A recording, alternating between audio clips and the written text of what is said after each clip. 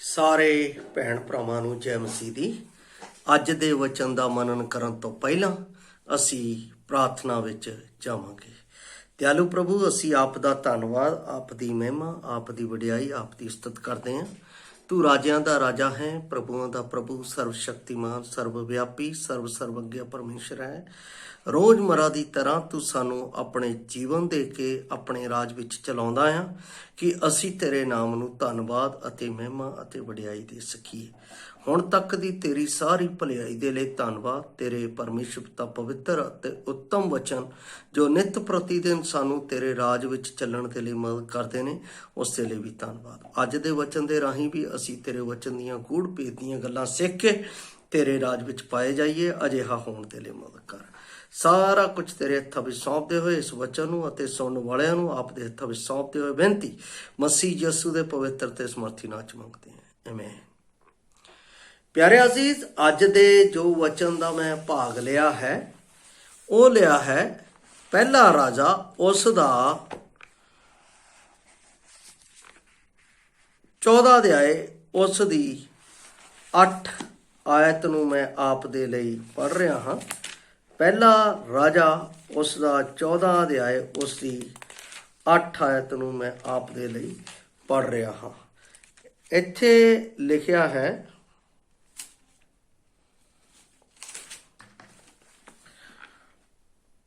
ਅਤੇ ਰਾਜਾ ਦਾਊਦ ਦੇ ਘਰਾਣੇ ਤੋਂ ਪਾੜ ਕੇ ਤੈਨੂੰ ਦਿੱਤਾ ਤਾਂ ਵੀ ਤੂੰ ਮੇਰੇ ਦਾਸ ਦਾਊਦ ਵਰਗਾ ਨਾ ਹੋਇਆ, ਜਿਸ ਮੇਰੇ ਹੁਕਮਾਂ ਦੀ ਪਾਲਣਾ ਕੀਤੀ ਅਤੇ ਸਾਰੇ ਮਨ ਨਾਲ ਮੇਰੇ ਮਗਰ ਤੁਰਿਆ ਚੱਲਿਆ ਅਤੇ ਉਹ ਕੀਤਾ ਜੋ ਮੇਰੀ ਨਿਗਾਹ ਵਿੱਚ ਠੀਕ ਹੈ।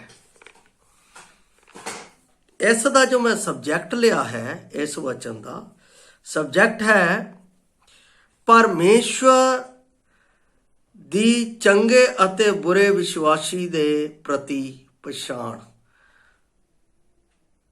ਜਾਂ ਪਰਮੇਸ਼ਵਰ ਦੀ ਚੰਗੇ ਅਤੇ ਬੁਰੇ ਵਿਸ਼ਵਾਸੀ ਦੇ ਪ੍ਰਤੀ ਸਾਖੀ।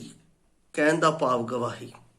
ਦੋ ਵਚਨ ਇਸ ਦੇ ਵਿੱਚ ਨਿਕਲਦੇ ਨੇ ਜਿਹੜੇ ਪਰਮੇਸ਼ਵਰ ਦੀ ਵਡਿਆਈ ਅਤੇ ਉਸਤਤ ਨੂੰ ਸਾਡੇ ਜੀਵਨ ਦੇ ਵਿੱਚ ਪ੍ਰਗਟ ਕਰਦੇ ਹਨ।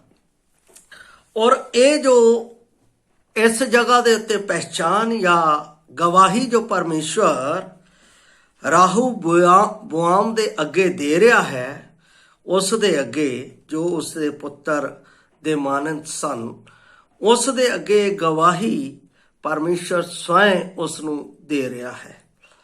ਇੱਥੇ ਜੋ ਸਾਖੀ ਦਿੱਤੀ ਜਾ ਰਹੀ ਹੈ ਉਹ ਇਸ ਗੱਲ ਦੀ ਦਿੱਤੀ ਜਾ ਰਹੀ ਹੈ, ਪਰਮੇਸ਼ਵਰ ਨੇ ਇਸਰਾਇਲ ਨੂੰ ਆਪਣੇ ਨਿਯਮ ਦਿੱਤੇ ਸੀ ਜੋ ਉਸ ਦੇ ਨਿਯਮ ਦੇ ਅਨੁਸਾਰ ਉਸ ਦੀ ਭਗਤੀ ਕਰਨ ਅਤੇ ਉਸ ਦੀ ਵਡਿਆਈ ਕਰਨ ਅਤੇ ਉਸ ਦਾ ਨਾਮ ਉੱਚਾ ਕਰਨ। ਇਹ ਗੱਲ ਪਰਮੇਸ਼ਰ ਦੇ ਵਚਨ ਦੇ ਵਿੱਚ ਅਸੀਂ ਸਾਫ਼ ਰੀਤੀ ਨਾਲ ਜਦੋਂ ਅਸੀਂ 14 ਅਧਿਆਏ ਅਤੇ ਸ਼ੁਰੂ ਤੋਂ ਪੜ੍ਹਦੇ ਹਾਂ ਤਾਂ ਸਾਨੂੰ ਪਤਾ ਲੱਗਦਾ ਹੈ। ਪਰਮੇਸ਼ਵਰ ਨੇ ਇਹ ਗੱਲ ਰਾਹੂ ਬੁਆਮ ਜੋ ਉਸ ਦਾ ਪੁੱਤਰ ਸੀ ਉਸ ਨੂੰ ਇਸ ਗੱਲ ਦੇ ਬਾਰੇ ਦੱਸਿਆ ਕਿ ਤੂੰ ਆਪਣੇ ਪਿਤਾ ਦਾਊਦ ਦੇ ਉਸ ਰਾਜ ਦੇ ਉੱਤੇ ਨਹੀਂ ਤੁਰਿਆ, ਨਾ ਤੂੰ ਉਸ ਦੇ ਅਨੁਸਾਰ ਚੱਲ ਰਿਹਾ। ਕਿਉਂਕਿ ਜਦੋਂ ਅਸੀਂ 14 ਦਾ 16 ਪੜ੍ਹਦੇ ਹਾਂ ਤਾਂ ਇਸ ਵਿੱਚ ਕਹਿੰਦਾ ਅਤੇ ਉਹ ਇਸਰਾਇਲ ਨੂੰ ਯਰੋਬੋਆਮ ਦੇ ਪਾਪਾਂ ਦੇ ਕਾਰਨ ਤਿਆਗ ਦੇਵੇਗਾ, ਕਿਉਂਕਿ ਉਹ ਪਾਪੀ ਬਣਿਆ ਅਤੇ ਇਸਰਾਇਲ ਨੂੰ ਵੀ ਪਾਪੀ ਬਣਾਇਆ। ਇਹਦਾ ਮਤਲਬ ਹੈ ਪਰਮੇਸ਼ਰ ਦੀ ਸ਼ਰ੍ਹਾ ਦੇ ਅਨੁਸਾਰ, ਪਰਮੇਸ਼ਰ ਦੀ ਵਿਵਸਥਾ ਦੇ ਅਨੁਸਾਰ ਉਸਨੇ ਆਪਣਾ ਜੀਵਨ ਨਹੀਂ ਬਤੀਤ ਕੀਤਾ। ਦਾਊਦ ਦੇ ਬਾਰੇ ਪਰਮੇਸ਼ਰ ਸਾਫ਼ 4 ਦੇ 8 ਦੇ ਵਿੱਚ ਆਖ ਰਿਹਾ ਹੈ ਕਿ ਮੇਰਾ ਦਾਸ ਦਾਊਦ ਪੂਰਨ ਮਨ ਦੇ ਨਾਲ ਮੇਰੇ ਪਿੱਛੇ ਚੱਲਦਾ ਰਿਹਾ। ਇਸਦਾ ਮਤਲਬ ਜੋ ਵਿਵਸਥਾ ਉਸ ਨੂੰ ਮਿਲੀ ਸੀ, ਜੋ ਪਰਮੇਸ਼ਰ ਦੇ ਨਿਯਮ ਉਸ ਨੂੰ ਦਿੱਤੇ ਗਏ ਸੀ, ਉਸ ਦੇ ਅਨੁਸਾਰ ਉਸਨੇ ਭਗਤੀ ਕੀਤੀ। ਉਸਨੇ ਇਸਰਾਇਲ ਦੇ ਵਿੱਚ ਕਿਤੇ ਵੀ ਮੂਰਤ ਪੂਜਾ ਦਾ ਕੰਮ ਨਹੀਂ ਕੀਤਾ। ਕੋਈ ਵੀ ਸ਼ਰ੍ਹਾ ਦੇ ਅਗੇਂਸਟ ਉਸਨੇ ਅਜਿਹਾ ਕਦਮ ਨਹੀਂ ਸੀ ਪੁੱਟਿਆ ਜਿਸ ਤੋਂ ਪਰਮੇਸ਼ਰ ਨੂੰ ਉਸਦੇ ਜੀਵਨ ਤੋਂ ਕਹਿਣਾ ਦੀ। ਜਿੱਥੇ ਦਾਊਦ ਨੇ ਗਲਤੀ ਵੀ ਕੀਤੀ ਉੱਥੇ ਉਸਨੇ ਪਰਮੇਸ਼ਰ ਦੇ ਅੱਗੇ ਮਾਫੀ ਵੀ ਮੰਗੀ ਹੈ। ਦਾਊਦ ਪਰਮੇਸ਼ਰ ਦੇ ਅੱਗੇ ਇੱਕ ਚੰਗੇ ਵਿਸ਼ਵਾਸੀ ਦੀ ਤਰ੍ਹਾਂ ਜੀਵਨ ਜੀ ਰਿਹਾ ਸੀ ਅਤੇ ਪਰਮੇਸ਼ਰ ਦਾ ਭੈ ਉਸਦੇ ਜੀਵਨ ਦੇ ਵਿੱਚ ਸੀ। ਇਸ ਕਰਕੇ ਜਦੋਂ ਅਸੀਂ ਦਾਊਦ ਦੇ ਜ਼ਬੂਰ ਪੜ੍ਹਦੇ ਹਾਂ ਤਾਂ ਉਸ ਦੇ ਵਿੱਚ ਪਰਮੇਸ਼ਰ ਦੀ ਅਜਿਹੀ ਭਗਤੀ ਨਜ਼ਰ ਆਉਂਦੀ ਹੈ ਜਿਹੜੀ ਪਰਮੇਸ਼ਰ ਦੇ ਆਦਰ ਅਤੇ ਮਾਣ ਅਤੇ ਸਨਮਾਨ ਨੂੰ ਪ੍ਰਗਟ ਕਰਦੀ ਹੈ। ਔਰ ਇਸ ਦੇ ਨਾਲ ਅਸੀਂ ਦਾਊਦ ਦੇ ਜੀਵਨ ਦੇ ਵਿੱਚ ਪਰਮੇਸ਼ਰ ਦੇ ਪ੍ਰਤੀ ਅਣਖ ਵੀ ਦੇਖਦੇ ਹਾਂ। ਜਦੋਂ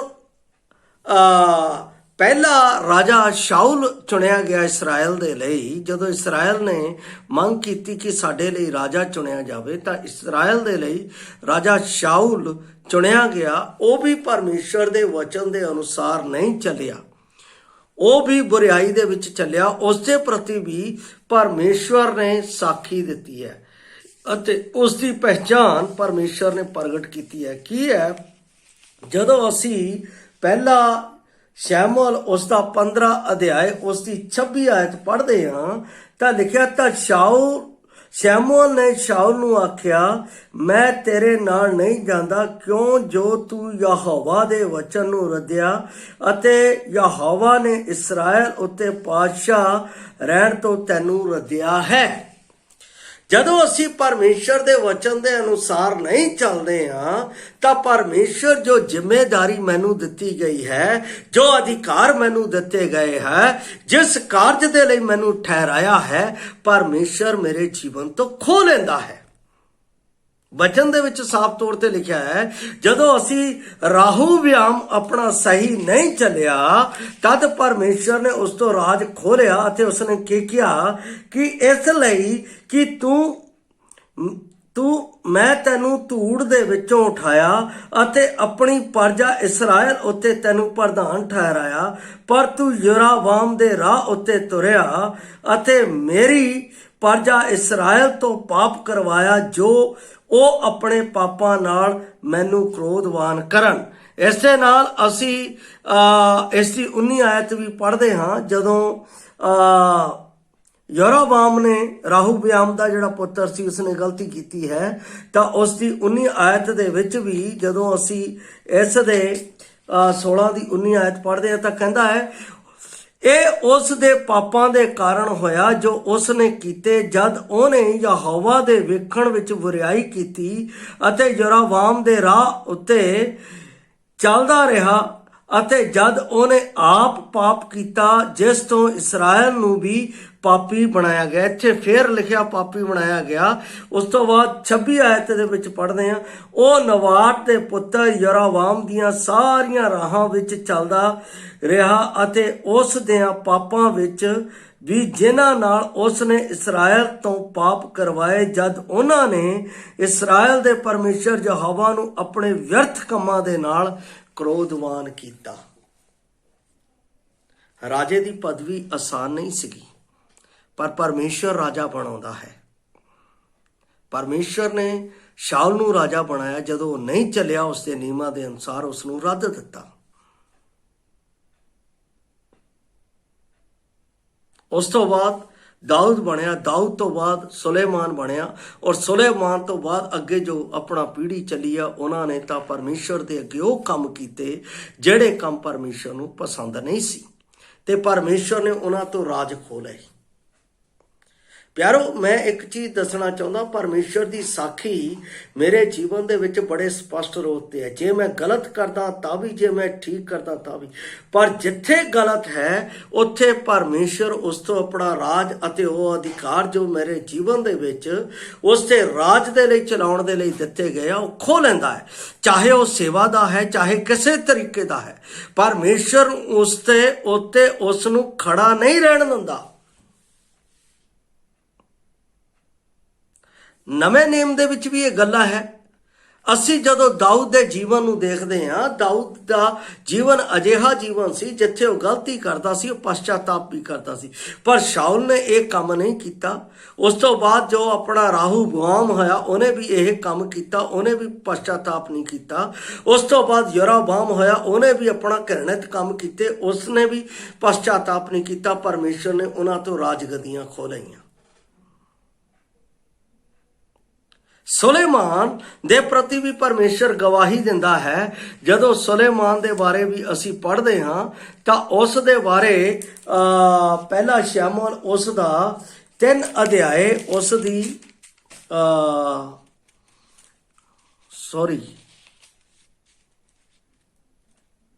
ਦੂਸਰਾ ਸ਼ਮੂਏਲ ਉਸ ਦਾ 3 ਅਧਿਆਏ ਜਦੋਂ ਮੈਂ ਪੜ੍ਹਦਾ ਹਾਂ ਉਸ ਦੀ 14 ਆਇਤ ਦੇ ਵਿੱਚ ਇਸ ਤਰ੍ਹਾਂ ਲਿਖਿਆ ਹੈ। ਦੂਸਰਾ ਸ਼ਮੂਏਲ ਉਸ ਦੀ 14, ਅਤੇ ਦਾਊਦ ਨੇ ਸ਼ਾਉਲ ਦੇ ਪੁੱਤਰ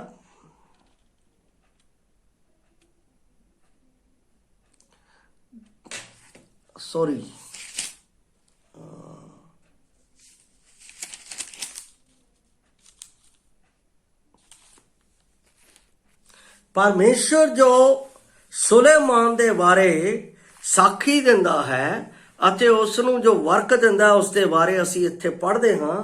ਪਹਿਲਾ ਰਾਜਾ ਉਸ ਦਾ 3 ਅਧਿਆਏ 14 ਆਇਤ, ਜੇ ਤੂੰ ਮੇਰੇ ਮਾਰਗ ਉੱਤੇ ਚੱਲੇਗਾ ਅਤੇ ਮੇਰੀਆਂ ਵਿਧੀਆਂ ਅਤੇ ਮੇਰੇ ਹੁਕਮਾਂ ਦੀ ਪਾਲਣਾ ਕਰੇਗਾ ਜਿਵੇਂ ਤੇਰੇ ਪਿਤਾ ਦਾਊਦ ਨੇ ਕੀਤਾ, ਤਾਂ ਮੈਂ ਤੇਰੇ ਦਿਨ ਵਧਾਵਾਂਗਾ, ਮੈਂ ਤੇਰੇ ਨਾਲ ਰਹਾਂਗਾ।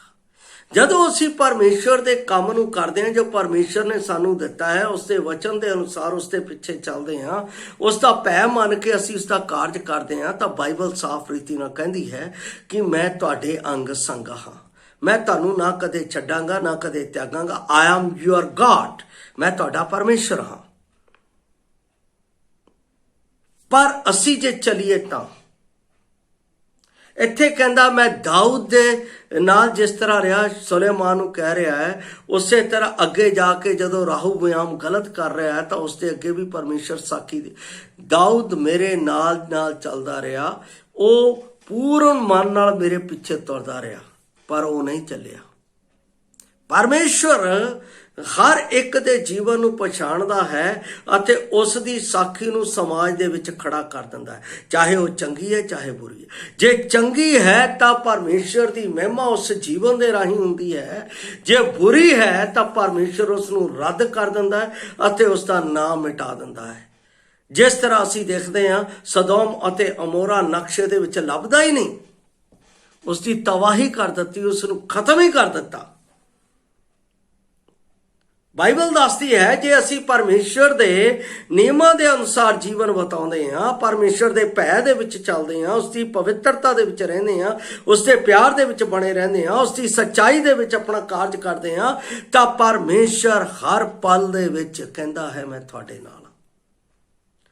ਮੈਂ ਪੌਲਸ ਦੀ ਜੀਵਨੀ ਪੜ੍ਹ ਰਿਹਾ ਸੀ ਤਾਂ ਪੌਲਸ ਦੇ ਜੀਵਨ ਦੇ ਵਿੱਚ ਜਦੋਂ ਮੈਂ ਦੂਸਰਾ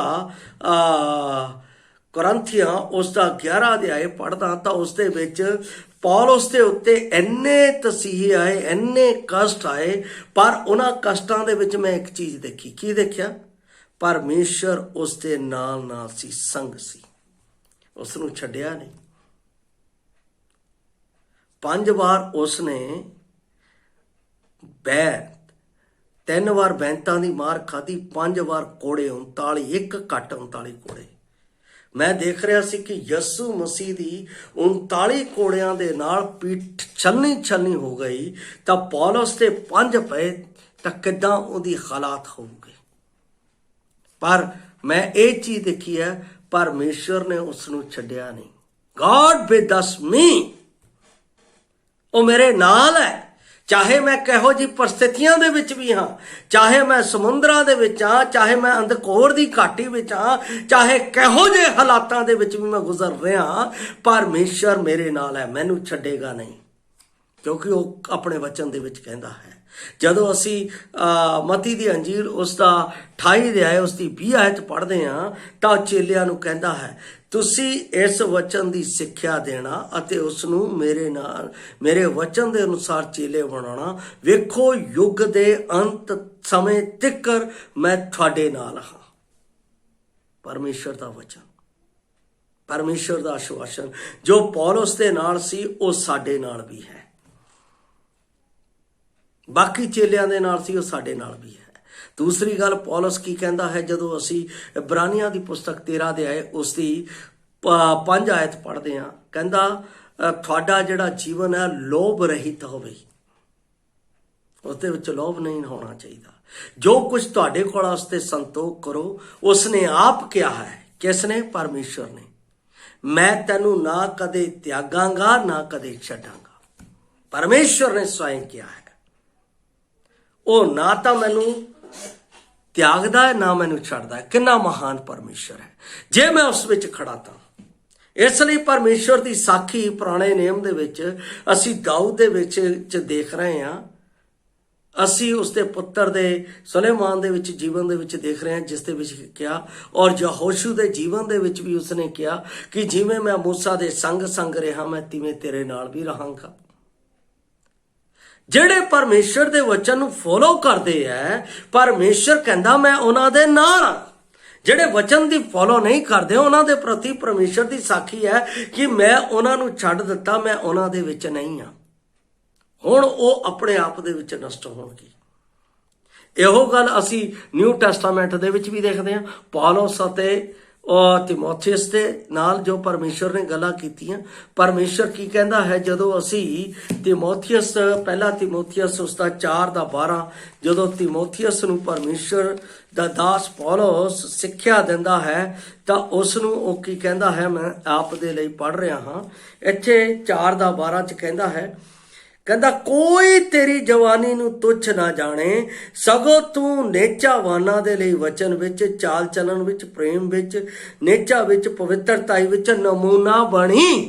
इहदा मतलब परमेश्वर दी साखी पौलुस तिमोथियस नू दे रहा है,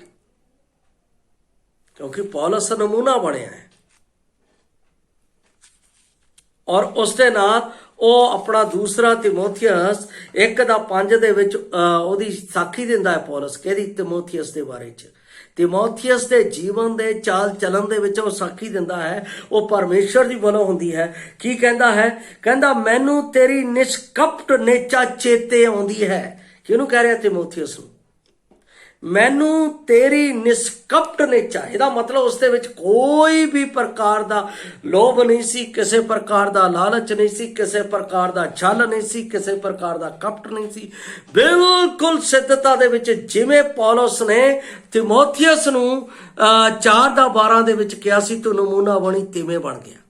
कहंदा मैनू चेते आउंदी है ਜਿਹੜੀ ਪਹਿਲਾਂ तेरी नानी लोइस अते तेरी माता यूनिके विच अते मैनू प्रतीत है जो ओ तेरे विच भी है। इहदा मतलब उहदे परिवार दे विच भी सी, उसदी नानी फिर उसदी माता।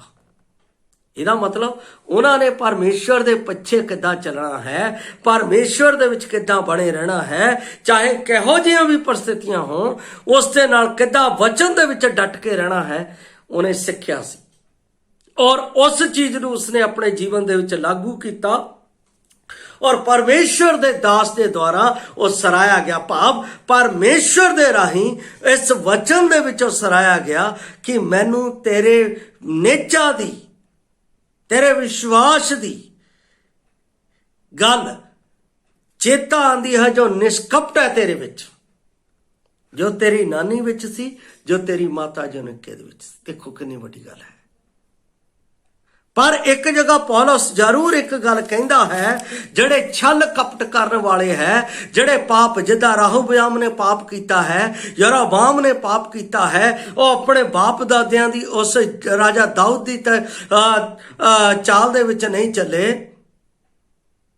उस दे राहां उत्ते नहीं तुरे जो परमेश्वर ने किया, उन्हां नूं परमेश्वर ने रद्द दिता।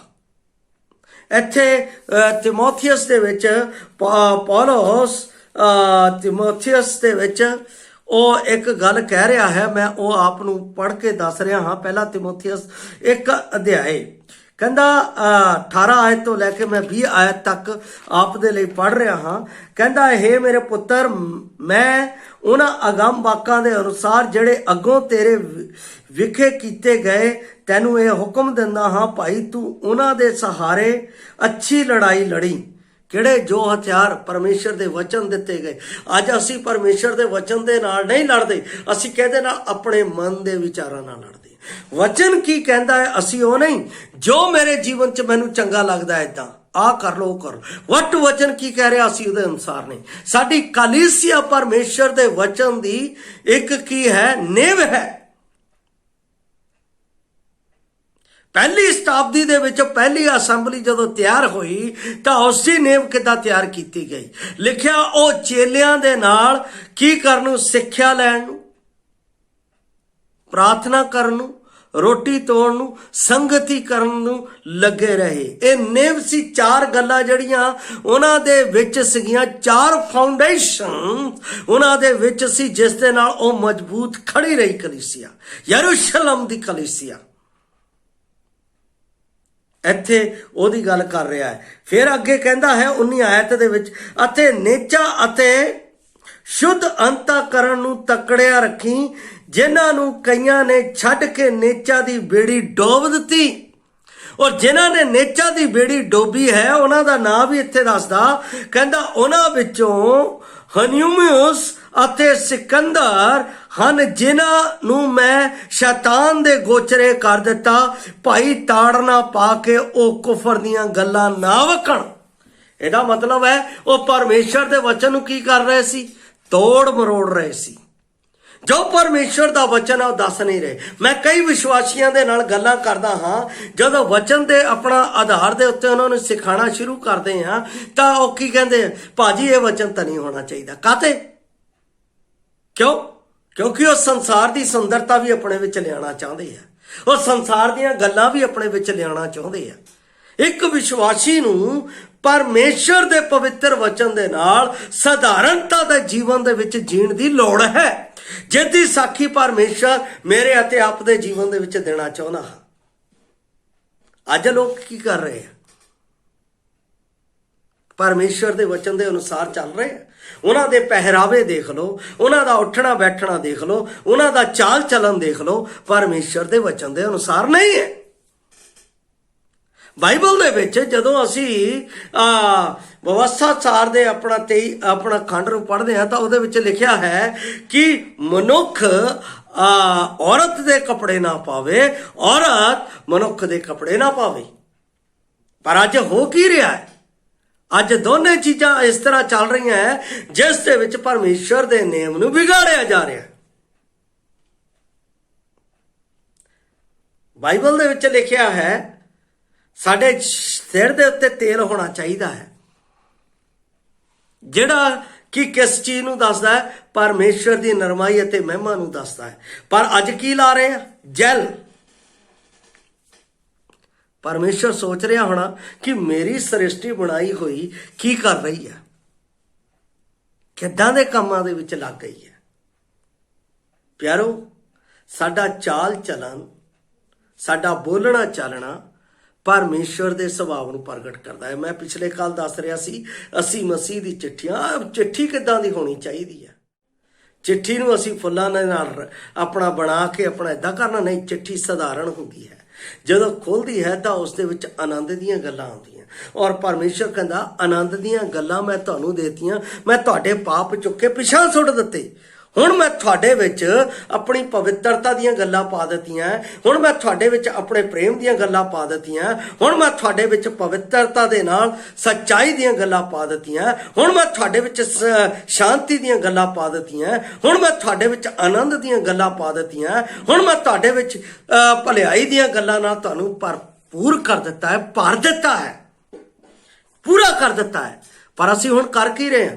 ਉਸ ਪੂਰੇ ਕੀਤੇ ਹੋਏ ਨੂੰ ਕੱਢ ਕੇ ਸੰਸਾਰ ਦਾ ਲੈਵਲ ਆਪਣੇ ਉੱਤੇ ਲਿਆ ਕੇ ਅਸੀਂ ਪਰਮੇਸ਼ਰ ਦੇ ਵਚਨ ਦੀ ਸਾਖੀ ਨੂੰ ਖਰਾਬ ਕਰ ਰਹੇ ਹਾਂ।